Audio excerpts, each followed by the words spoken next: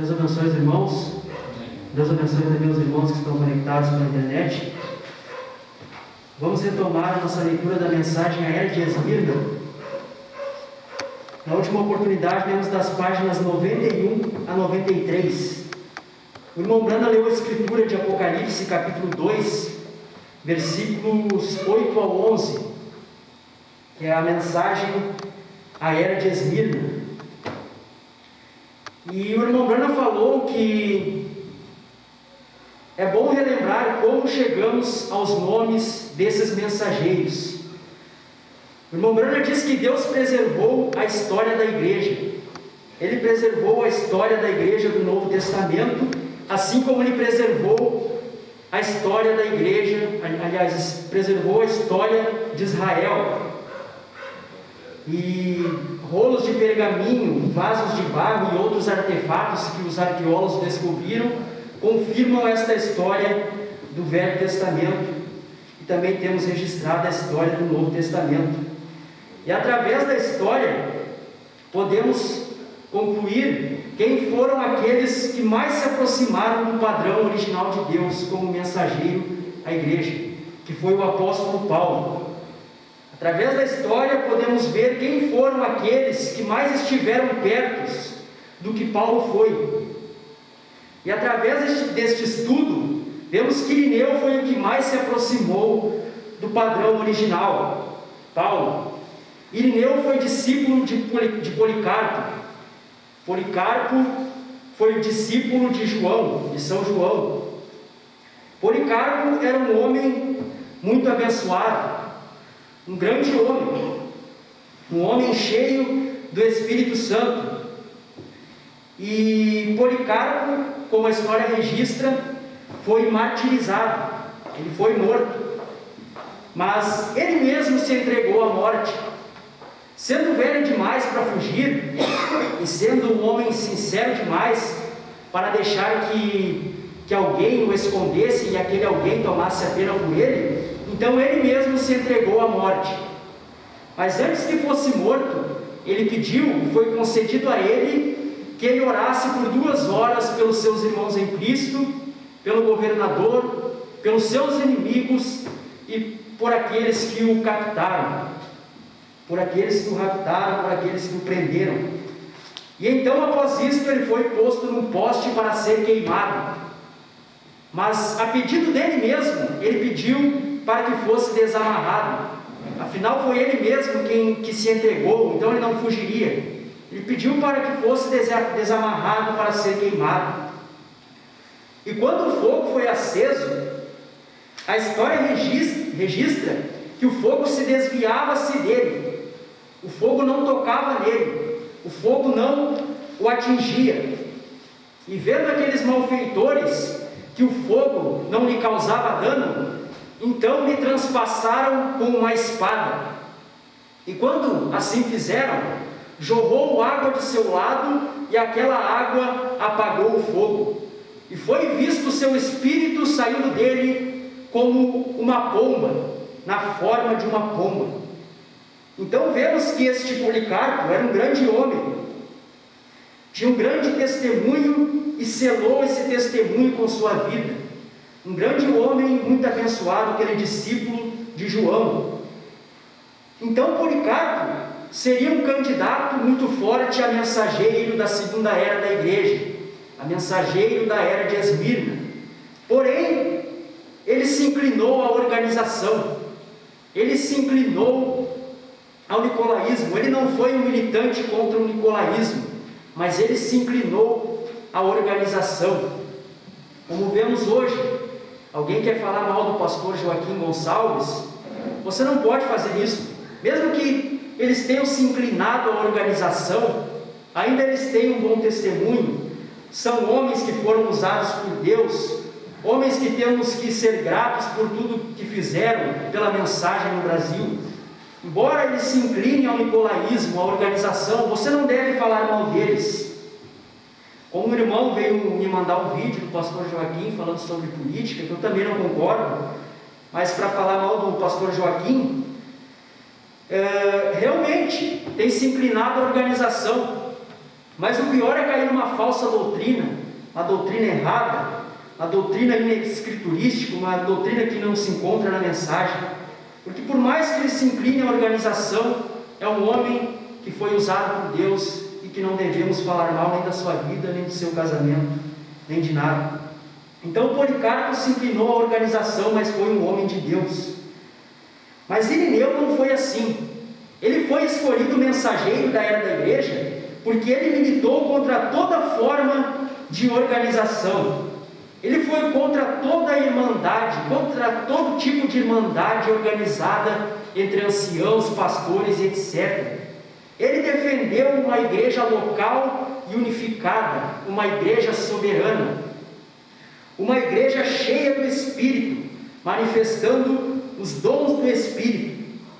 E as suas igrejas na França tinham as manifestações dos dons do Espírito Santo e ressurreição e cura de enfermos através da oração, e profetizavam e falavam em línguas, mostrando que como mensageiro ele era muito próximo do apóstolo Paulo. Ele não se inclinou à organização, ele tinha a manifestação do Espírito Santo e, o mais importante, ao meu ver, ele tinha uma compreensão clara quanto à divindade de Deus, quanto à deidade de Deus.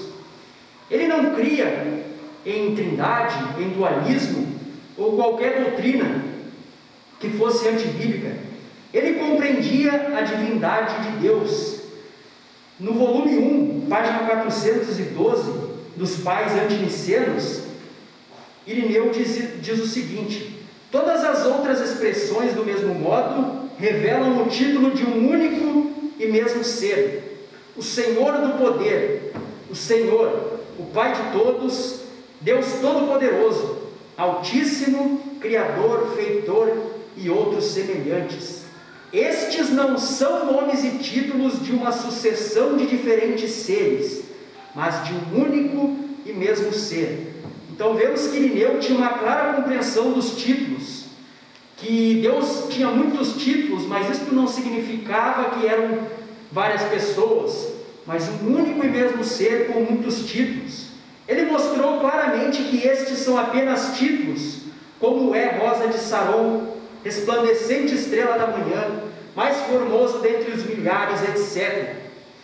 Também não há senão um Deus, seu nome é Senhor Jesus Cristo. Isso é o irmão Brana falando. Então ele tinha uma clara compreensão da deidade, da divindade.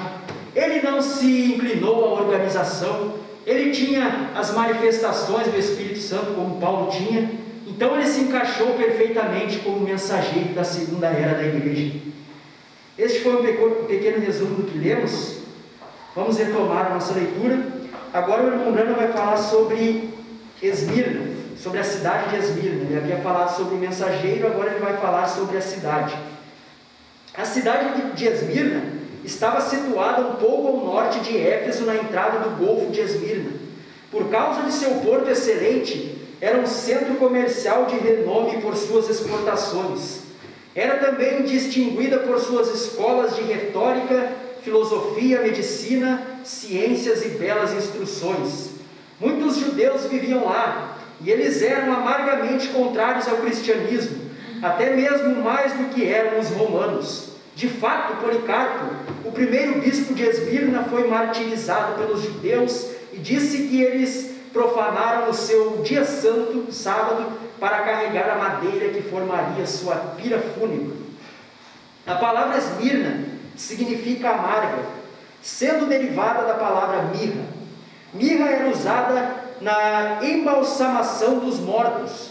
Assim, temos um significado duplo encontrado no nome desta era. Foi uma era amarga, cheia de morte. As duas vinhas dentro da estrutura da igreja estavam se apartando mais com um amargor intensificado em direção à verdadeira vinha, por parte da falsa.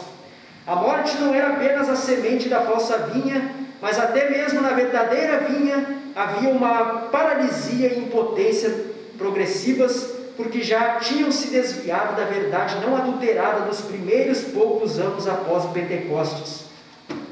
E nenhum verdadeiro crente é mais forte e espiritualmente saudável e vivo do que seu conhecimento da e adesão à pura palavra de Deus.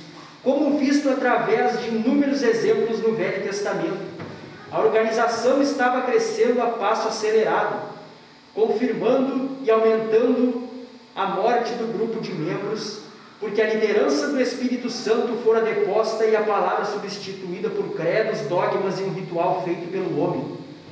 Quando Israel entrou em alianças ilegais com o mundo e contraiu amizades através de casamento, chegou finalmente ao dia quando o mundo assumiu o comando e Babilônia arrebatou o povo de Deus para dentro do cativeiro. Agora, quando entraram para o cativeiro, eles entraram tendo um sacerdócio, um templo e a palavra. Porém, quando voltaram, eles tinham rabinos, uma ordem teológica de fariseus, uma sinagoga e o Talmud. E quando Jesus veio, eles estavam tão corrompidos que ele chamou-os de seu pai, o diabo. E isto apesar deles serem de Abraão segundo a carne. Nesta era nós vemos a mesma coisa acontecendo. Entretanto, visto que todo Israel não é Israel, porém um pequeno grupo eram os verdadeiros israelitas espirituais. Assim haveria sempre um pequeno grupo de verdadeiros cristãos, a noiva de Cristo, até que ele viesse para os seus. Nesta cidade havia 2 templos famosos. Um era o templo erigido para a adoração de Zeus e o outro fora erigido para Cibele. E entre estes 2 templos foi encontrada a mais bela estrada dos tempos antigos, chamada a Rua de Ouro. Para mim isto retrata uma mais extensa invasão do paganismo que já tinha começado na primeira era, mas sabendo-se existir somente em Roma. A união dos 2 templos, de um deus e uma deusa, é a semente da mariolatria na qual Maria é chamada mãe de Deus e recebe honra e títulos e poderes, dando-lhe uma coigualdade com Jesus Cristo. A Rua de Ouro que os une é um quadro da cobiça que fez com que os organizadores nicolaítas unissem o Estado e a Igreja, porque conheciam a riqueza e o poder que isto lhes oferecia. Assim como a era de Éfeso foi nada menos que a sementeira para a trágica era de Pérgamo que ainda estava no futuro, esta era de Esmirna foi a chuva, o sol e a alimentação que assegurou a vil corrupção que confirmaria a Igreja em idolatria, que é fornicação espiritual, da qual ela jamais se levantaria. A morte a estava permeando da raiz ao ramo, e aqueles que participavam dela participavam da amargura e da morte. Esta era durou de 170 a 312 depois de Cristo. Vamos encerrar por aqui na página 94. Os irmãos podem colocar-se de pé. Vamos receber o nosso pastor.